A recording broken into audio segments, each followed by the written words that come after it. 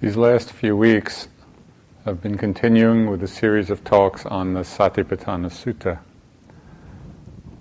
particularly discussing different aspects of the fourth foundation of mindfulness, which is mindfulness of the Dhamma.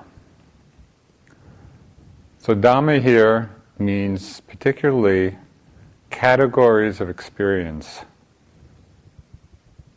means the understanding of how different elements of the body and mind function. So the Buddha includes in this foundation of mindfulness things like the 5 hindrances, how different factors function as hindrances, as the 5 aggregates, as the 6 sense spheres, as the 7 factors of enlightenment, the 4 noble truths. So all of this is included in the fourth foundation. So in the middle now of examining what the Buddha called the 5 aggregates of clinging. And this is the basic analysis of our subjective experience. It's the analysis of everything we call self or we call I. It's through the careful contemplation or mindfulness investigation of these 5 aggregates that we're able to experientially deconstruct this sense of self, which is the fundamental cause of suffering and discontent in our lives. So of the 5 aggregates, we've already discussed rupa, which is the physical elements, vedana, which is the feeling tone of pleasantness, unpleasantness, neutrality, and sanya, or perception.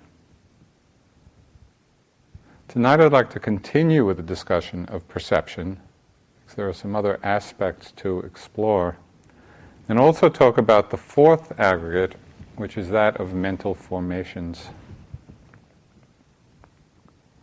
So just to review briefly, perception is that quality of mind, it's that factor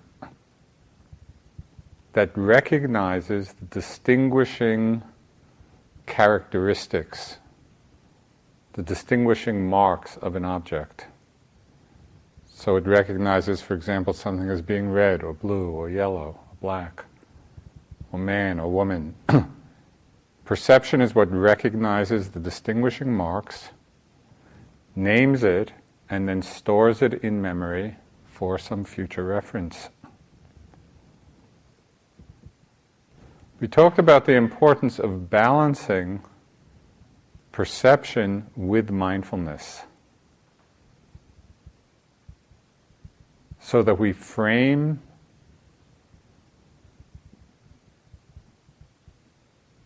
use the frame of our recognition, we use the frame of our perception in order to look at the experience, to feel the experience, to enter into it more deeply, and not to simply be looking at the frame. Now it's interesting to note that perception is a common factor, which means this moment of recognition is happening in every moment of consciousness. Mindfulness is not a common factor. Mindfulness is sometimes there and sometimes not there.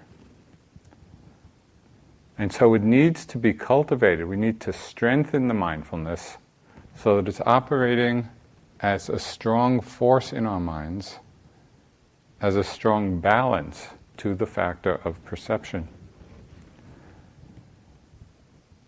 When there's perception or there's superficial recognition without mindfulness,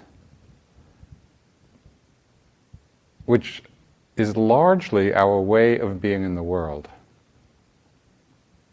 that is perception without mindfulness, we are recognizing just the surface appearance of things. We haven't entered into the experience deeply. And so, for the most part, are not seeing its impermanent or its insubstantial nature.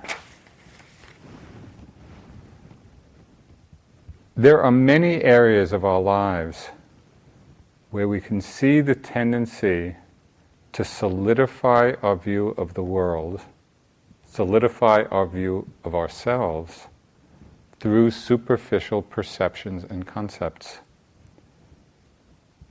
And sometimes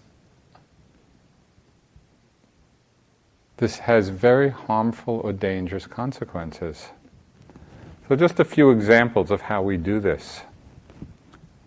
And these concepts are the conventional way of viewing things. They're not unusual. When we look about in the world, we see how often we get lost in concepts of place. We create concepts of place and then take them to be real. And just think of how many wars have been fought over boundaries. Now, how many people have been killed fighting over a boundary?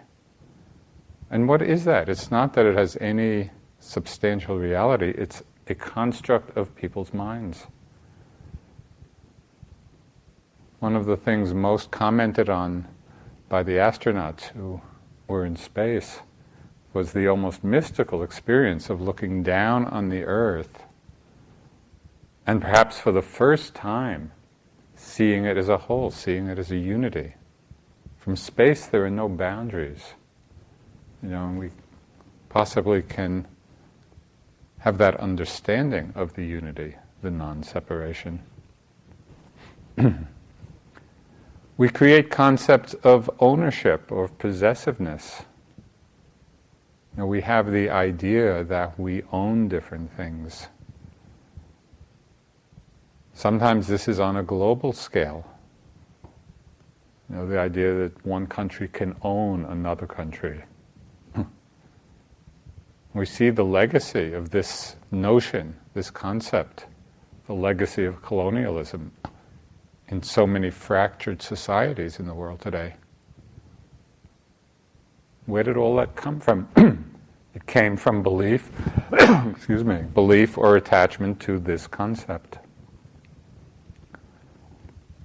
Sometimes we see it on a very local scale. Attachment to ownership or possessiveness, as local a scale as your sitting place in the hall. How would you feel if you came into the hall and you saw somebody sitting in your place? There would probably be a moment, where the mind or heart contracted or became aversive or judgmental, because already we've claimed this sense of ownership.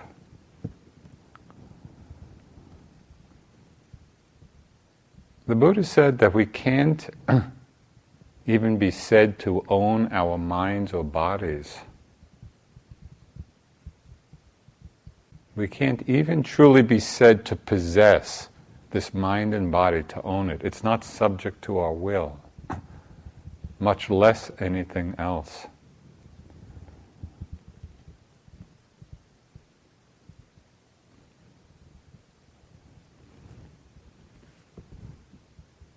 Concepts of place, concepts of ownership, concepts of time. This is a hugely powerful construct that imprisons us to a large extent in our lives. We have created the notions of past and future. So how do we do this? Perception, this factor of perception, recognizes certain kinds of thoughts. We have certain thoughts of memories, of recollections, of remembrances. And so perception recognizes this, creates a concept, past, and then there's a little mental gymnastic that goes on, and it's as if we toss this concept back behind us as if the past is a reality back there someplace. We do the same thing with future. Perception recognizes certain kinds of thoughts, of imagining, planning, anticipating, creates a concept, future, and then in the same way it's as if we toss this concept out ahead of us as if the future is a reality out there waiting for us. And in both cases, we are not seeing that it is simply a thought in the present moment. How do you experience past? How do you experience future? Other than as a thought in the moment. And yet when we get caught, when we get lost in these mind-created worlds of past and future, it's as if we're carrying this huge burden. It's like carrying two mountains on our shoulders. How much of the time have we spent here, in meditation, lost in past and lost in future? Very seductive. This concept has become so strongly conditioned in us that we're not seeing them for what they are, which is just a thought in the moment. A thought in the moment is very light. Comes and goes. Being lost in the concept is a huge burden.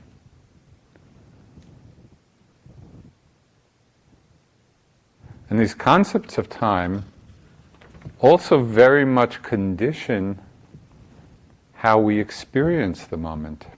Just as a common example on retreat, pay attention to time thoughts about the retreat. Maybe you're having a difficult day, and maybe the body hurts, or the mind is restless or bored, and the mind starts thinking, oh my God, another 2 weeks, another 3 weeks, however long you're staying, I'll never make it. And so the mind is creating the thought of the future, not seeing that it's just a momentary thought, and being burdened by the feeling tone of that construct. Or the other way, you might be having a really good day and, I wish I could just stay here for the rest of the year. So that conditions how we feel. And in both cases, what's happening? It's just a thought in the moment. Now we can get even more subtle when we realize that we don't only create thoughts of past and future, that we also create concepts of the present moment. And then we become attached to that. There's a Portuguese poet, Fernando Pessoa. He wrote at the beginning of the 20th century. There's one poem which he calls, "Live, you say, in the present." These are just the first few lines of the poem. Live, you say, in the present. Live only in the present. But I don't want the present. I want reality. I want existent things, not the time which measures them. When I read that, it was such a good antidote to the message we get even in spiritual practice, live in the present, be in the present. I don't want the present. I want reality. Because the present itself is a concept. And the Buddha said this very directly in the Dhammapada.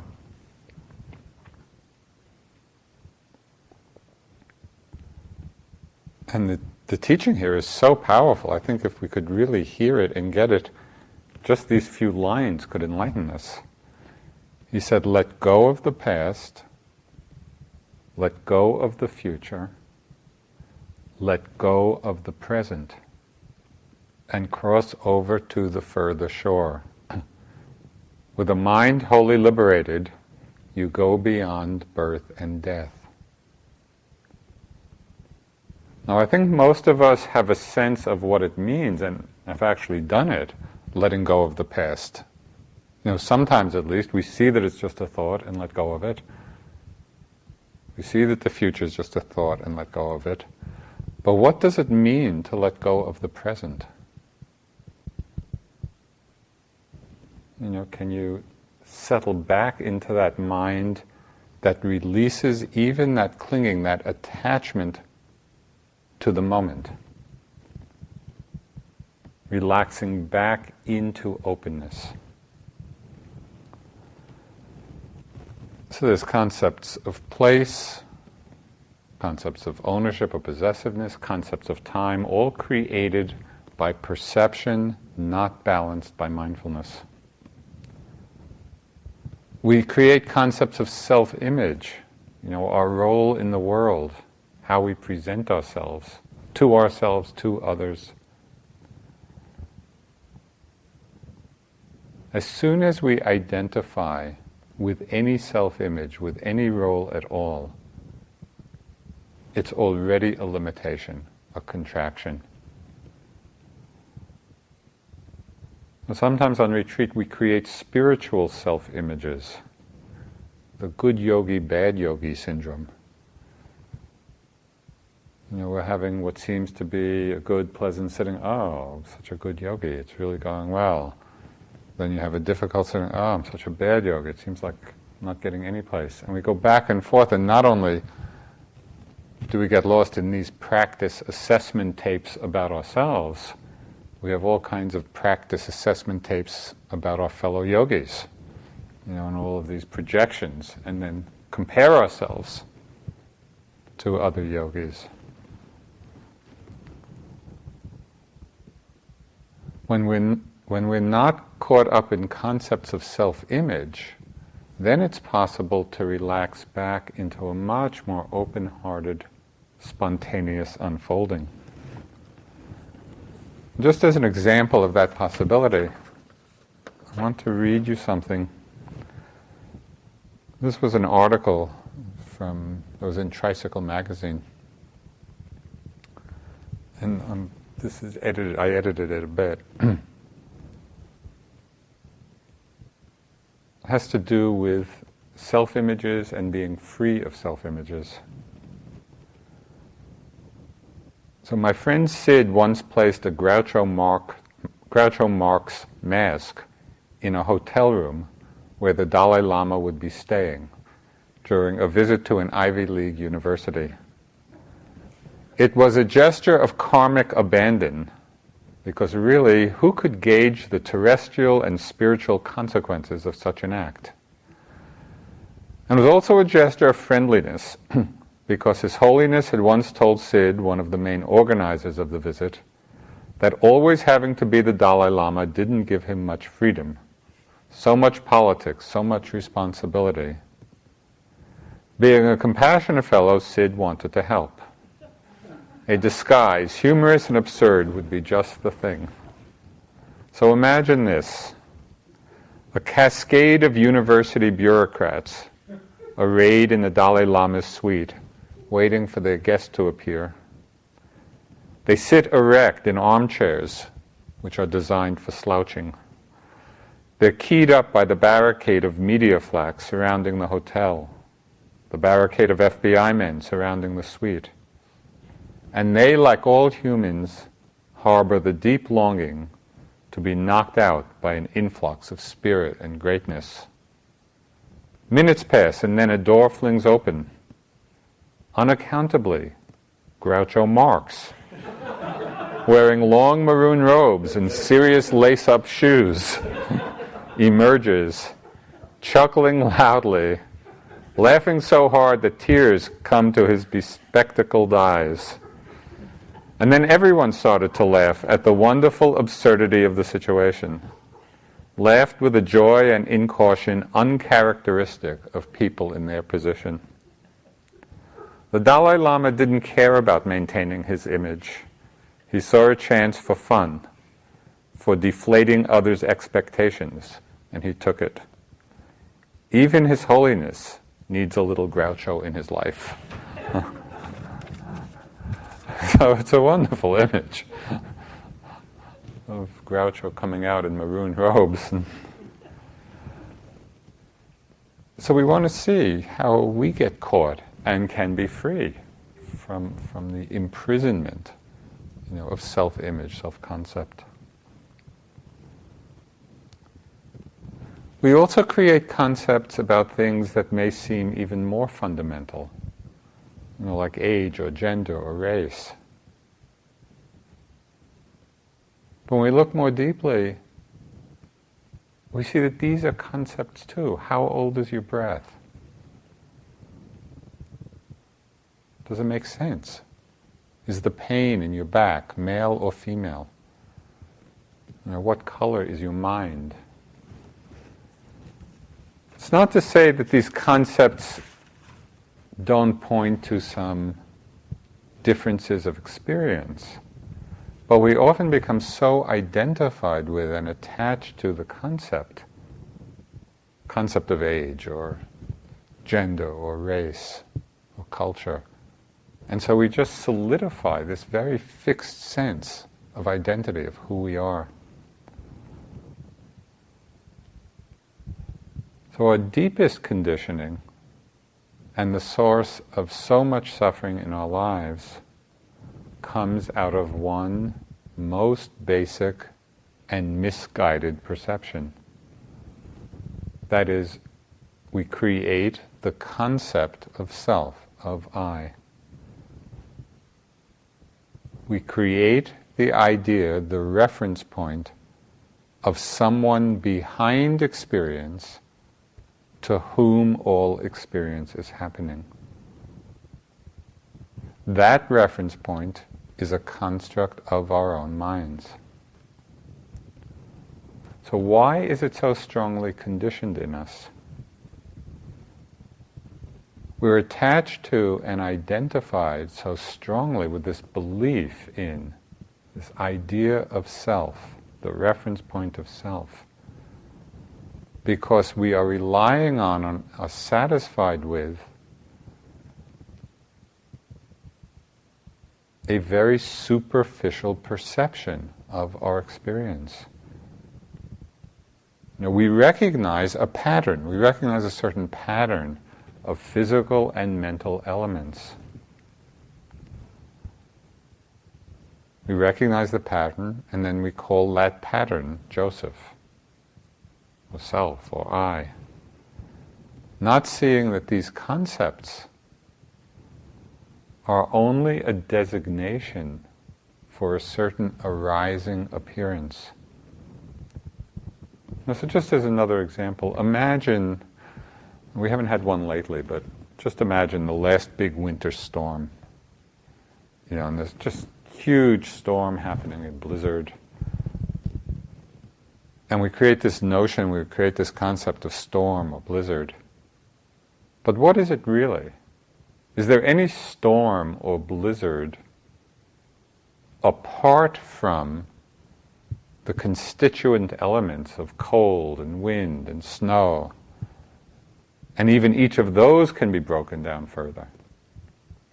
When we look carefully at experience, we see that storm is just a designation for the appearance of a constellation of elements which are changing moment to moment.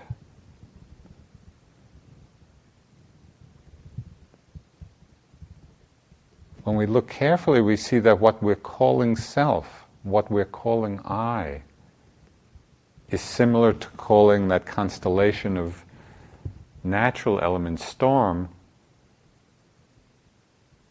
What we're calling I, what we're calling self, is just this constellation of certain elements of the body, elements of mind. There's a wonderful Polish poet. She won the Nobel Prize some number of years ago. And in one of her poems called View with a Grain of Sand, she really illuminates the limitation of the conventional world of perception. So again, I'll just read some of the lines from the poem. She wrote, "We call it a grain of sand, but it calls itself neither grain nor sand. It does just fine without a name. Our glance, our touch mean nothing to it. It doesn't feel itself seen and touched. And that it fell on the windowsill is only our experience, not its. This next stanza is a wonderful analogy for an understanding of the nature of awareness.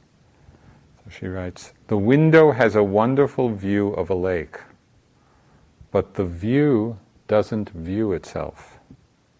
It exists in this world colorless, shapeless, soundless, odorless, and painless. The lake's floor exists floorlessly, and its shore exists shorelessly. Its water feels itself neither wet nor dry. And all this beneath a sky by nature skyless, in which the sun sets without setting at all. A second passes, a second, a third, but they are 3 seconds only to us.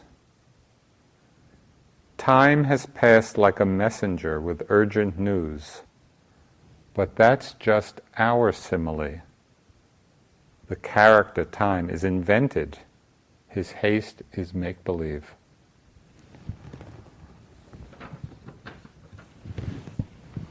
We live in the world of these concepts. And when we don't pay a deeper attention, a more careful attention, we give these concepts a reality which limit our experience of things and imprison us in this world of perception. It imprisons us in the conventional understanding of self, of I.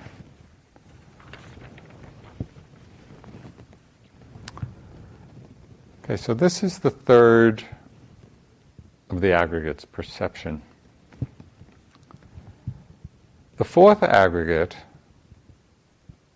in this mindfulness of Dhamma, the Pali word for it is sankhara. And in Buddhism, sankhara is a very important term. And like the word Dhamma, or Dharma, Sanskrit, it has a wide range of meanings. So sankhara can refer to volitional activities connected with the 6 sense bases. Sankhara can mean all conditioned things.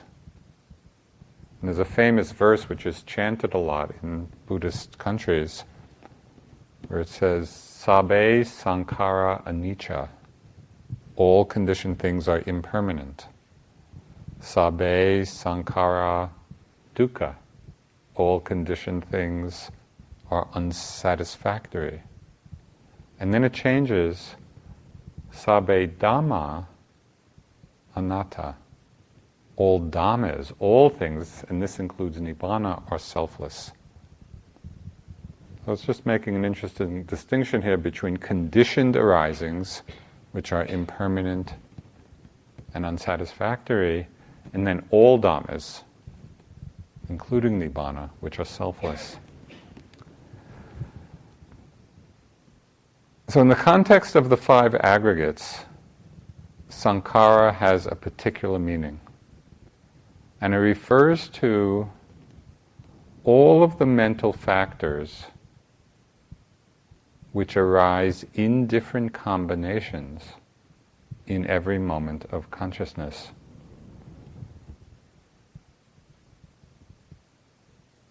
In this particular aggregate, the 4th aggregate of sankhara, it does not include the mental factors of feelings and perceptions, which the Buddha had singled out, as other aggregates because they're so particularly important. So it's all the mental factors other than feeling and perception. Now, what are mental factors? These qualities of mind that arise in different combinations in every moment of knowing, they are the building blocks of all our mental activity. These mental factors are the building blocks of thoughts and moods and emotions and mind states.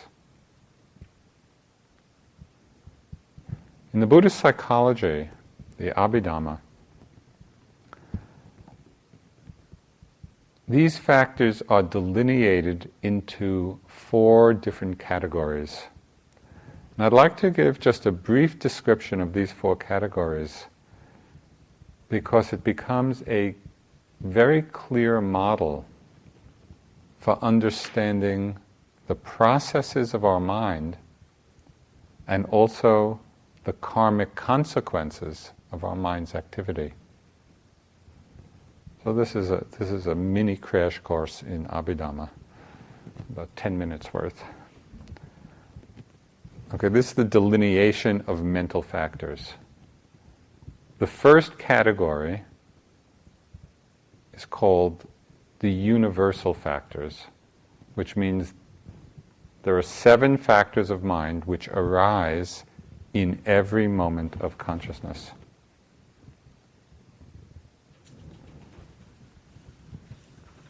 Many of these we've already discussed. It's factors like contact and feeling and perception and volition.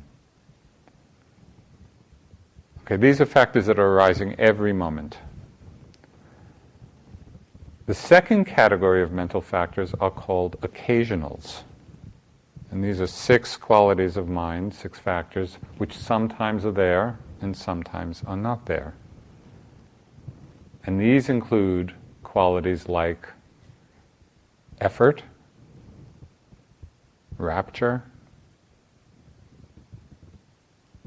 initial application, sustained application. So these are the qualities that need to be developed because they're not always present.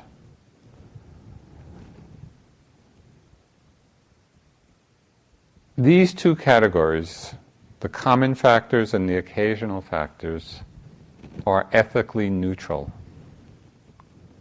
What this means is that they occur in both wholesome and unwholesome states of mind. So this is interesting, that rapture can be in an unwholesome state or a wholesome state. Energy can be used skillfully or unskillfully. Concentration can be used skillfully and unskillfully. Okay, so there are the common factors, the occasional factors, and all of these are ethically neutral. The third category of mental factors are the 14 unwholesome states of mind, unwholesome factors. And these include delusion, shamelessness, restlessness, greed, wrong view, conceit, and it goes on. There are 14 of these. Now there's something interesting, I think, to note about this category of 14 unwholesome factors. Of these 14, there are 4 qualities, 4 factors that arise in every unwholesome state. So whenever we're in an unwholesome state, these 4 will always be there. What are they? It's delusion, it's this shamelessness, fearlessness of wrongdoing, and restlessness.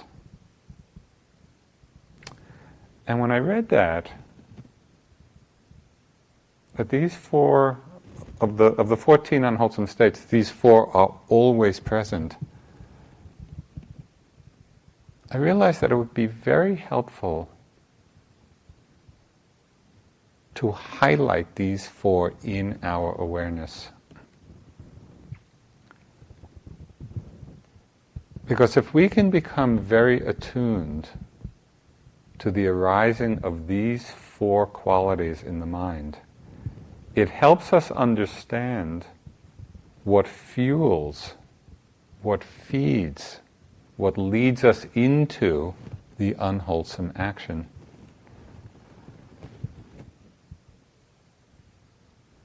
Now, sometimes when we're about to do something that we know is not quite wholesome,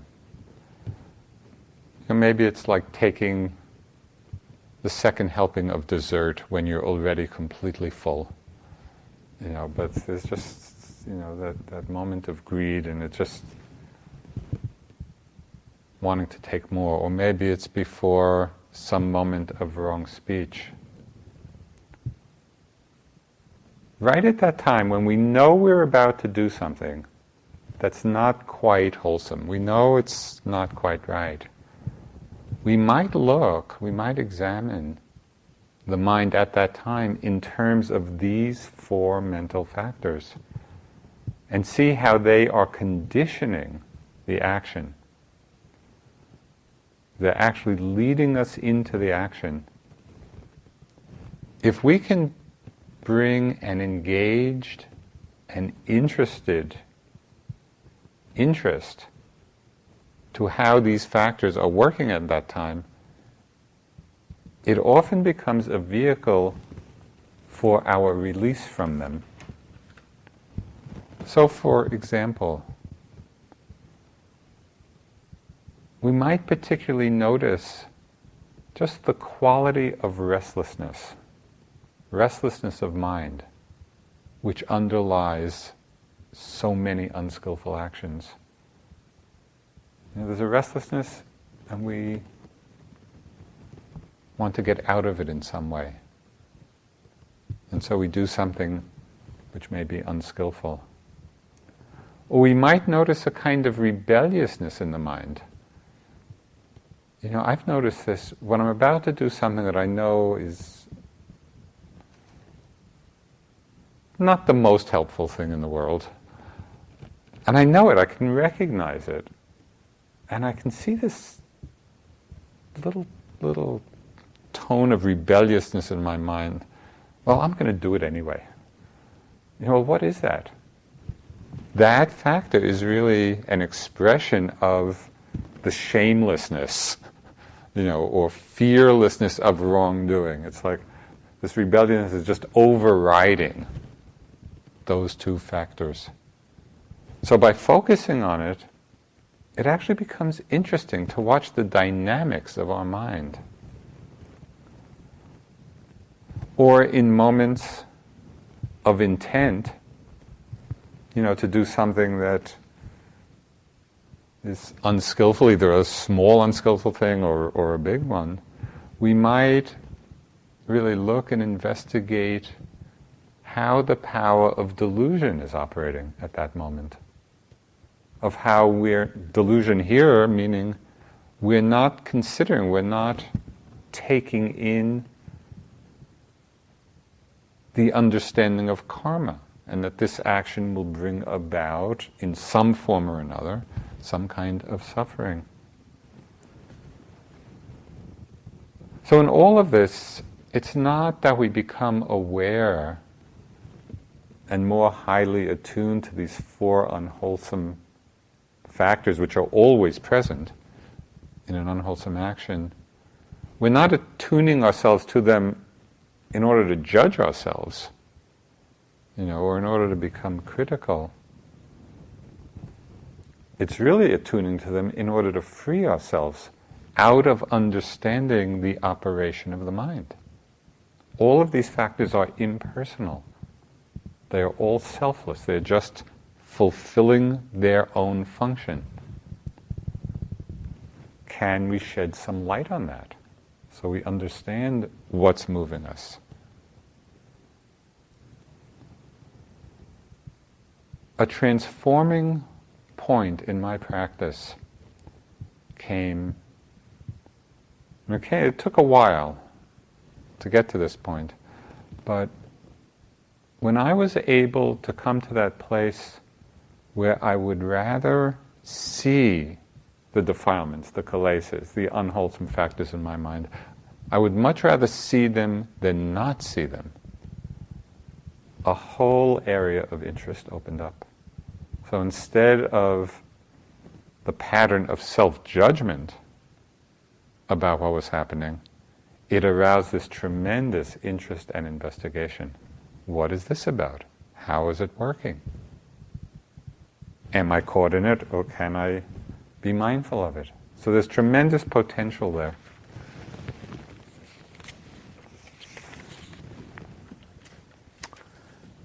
Okay, so there's the 7 common factors and the 6 occasional ones, and these are the ones that are ethically neutral. There are 14 unwholesome mental factors, 4 of which are always present in an unskillful state. And the 4th and last category of these mental factors is comprised of what the Buddha called the 25 beautiful factors of mind. It's kind of interesting, and I could not find the reason for this.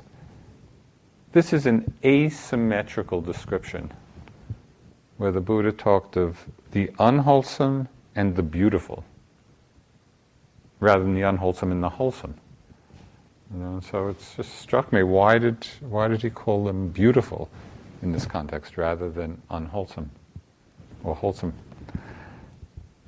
I don't know the answer, and I did a little investigation, and nobody else that I asked knew the answer. But in some way, when we consider this category of the beautiful factors of mind, I think it inspires a certain delight in us, or it can inspire a certain delight, when we consider the heart and the mind made beautiful by the cultivation of these different factors. So of the 25 beautiful states, there are many that you're familiar with. Just to name a few, the factor of faith, of mindfulness, of non-greed, of generosity, of non-hatred, of love, of tranquility, of calm, of pliability, malleability of mind, lightness of mind. So these are some of the beautiful states. When we recognize these factors as being present, we can nurture them knowing that we're cultivating wholesome states of mind in the moment and also bringing happy results in the future.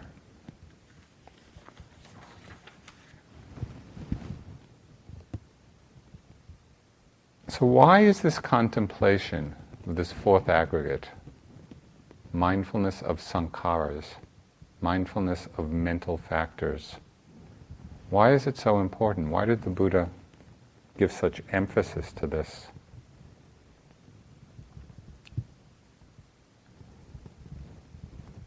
Whenever we are identified with any of these factors of mind, whether they're the neutral one, ethically neutral, the wholesome, the beautiful, whenever we are identified with any of them, we are reinforcing both the concept and the felt sense of self. It's this identification with the mental factors which creates the perspective of I'm thinking, I'm angry, I'm happy, I'm sad, I'm concentrated, I'm restless.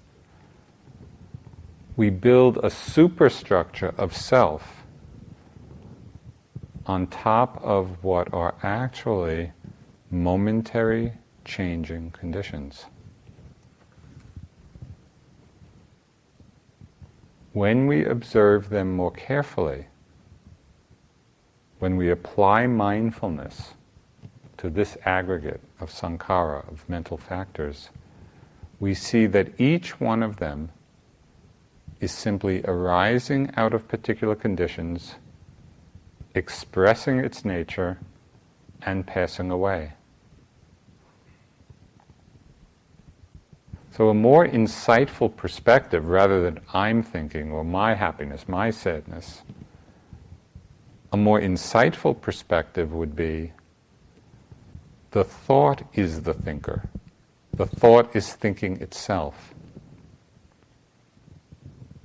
It's love which loves, anger which angers, joy which joys. There's no I, there's no self in any of these. These factors are not self, they're not I, they're not mine, they don't belong to anyone.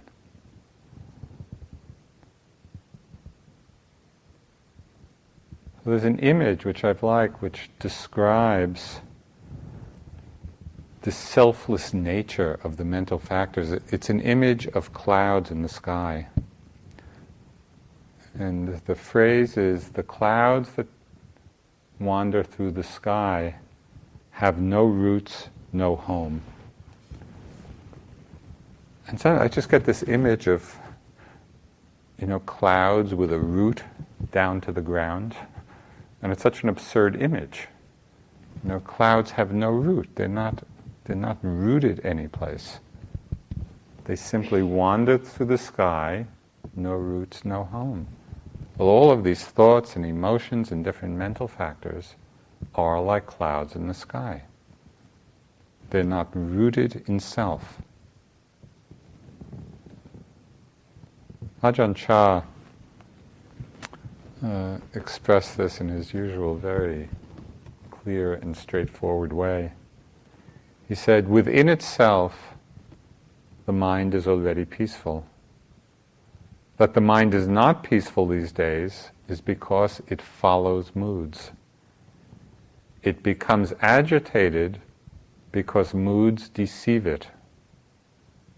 Sense impressions come and trick it into unhappiness, suffering, gladness, and sorrow. But the mind's true nature is none of these things.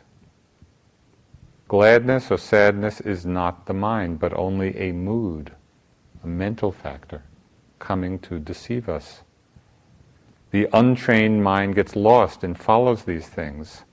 It forgets itself.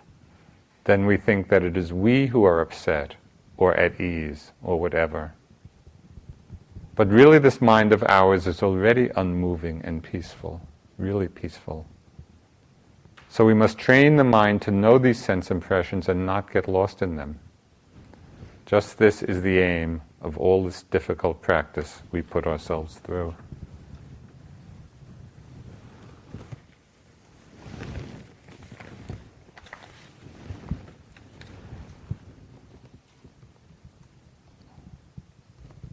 The more we contemplate or are mindful of this aggregate of mental factors, the aggregate of the sankharas, and see how they arise out of conditions, the less we personalize them, and the less we take them to be self, to be I.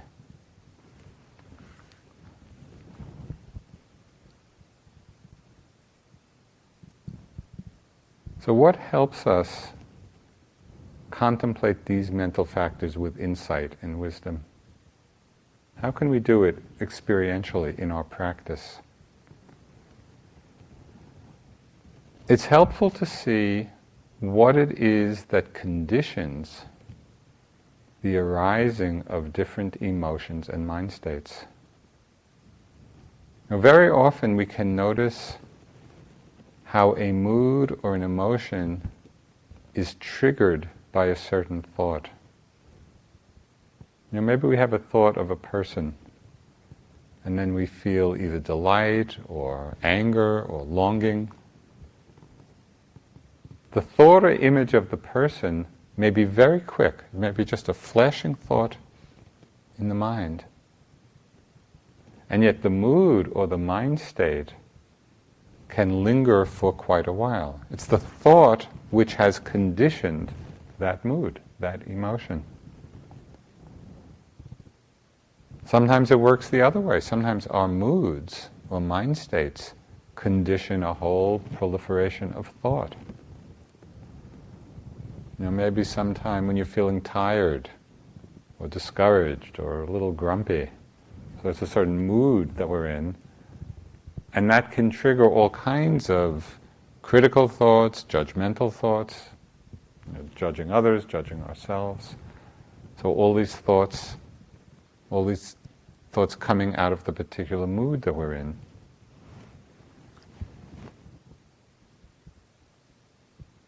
You can also see how thoughts and emotions and the whole array of mental factors are conditioned by our background and our level of understanding.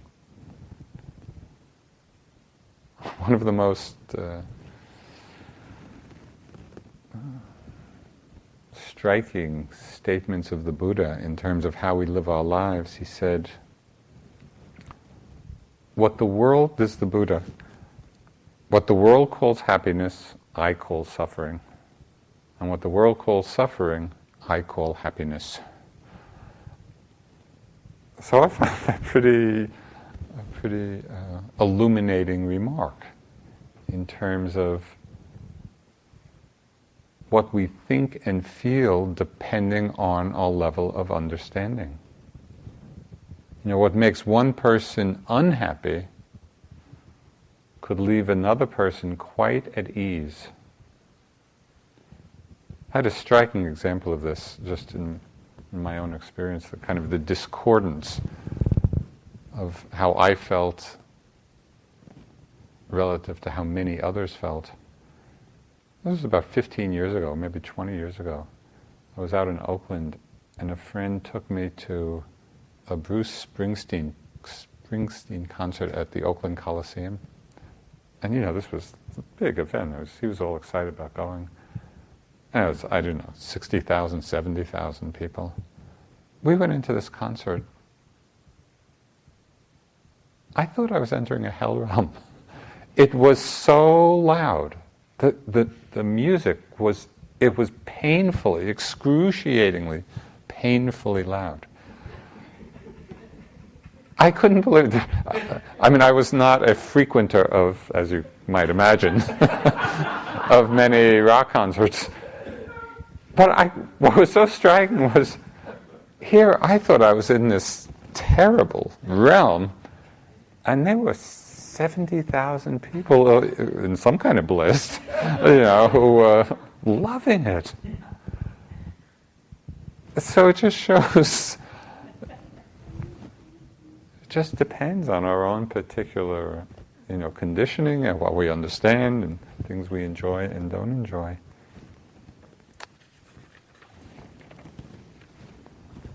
The more mindful we are of the conditioning factors of these different mental factors, how they're conditioned in the mind, either how thoughts condition emotions or emotions condition thoughts, or our levels of understanding condition how we feel. When we can see that cause and effect relationship, it illuminates how impersonal it all is. These factors are not I, they're not self, they're not mine, they're arising out of conditions. They last for some short period of time, they pass away. So the power of this application of mindfulness of this aggregate of mental formations, is tremendously helpful in freeing us from the creation, the construct of I and self.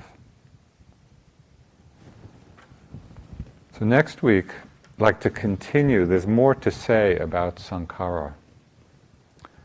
So I'd like to continue next week with a little bit more about these mental formations, and then also consider the last of the 5 aggregates, which is vijnana, or consciousness. I'd just like to close with a poem by Pablo Neruda.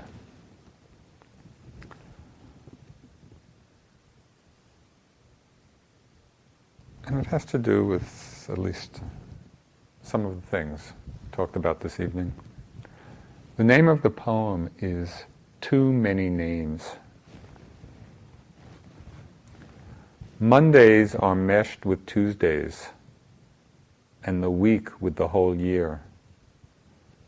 Time cannot be cut with your exhausted scissors, and all the names of the day are washed out by the waters of night. No one can claim the name of Pedro. Nobody is Rosa or Maria. All of us are dust or sand. All of us are rain under rain. They have spoken to me of Venezuelas, of Chiles, of Paraguays. I have no idea what they are saying. I know only the skin of the earth, and I know it has no name. When I sleep every night, what am I called or not called? And when I wake, who am I if it was not I while I slept? Let us not fill our mouths with so many faltering names, with so many sad formalities, with so many pompous letters, with so much of yours and mine, with so much signing of papers. I have a mind to confuse things, unite them, make them newborn, mix them up, undress them, until all light in the world has the oneness of the ocean, a generous, vast wholeness, a crackling, living fragrance.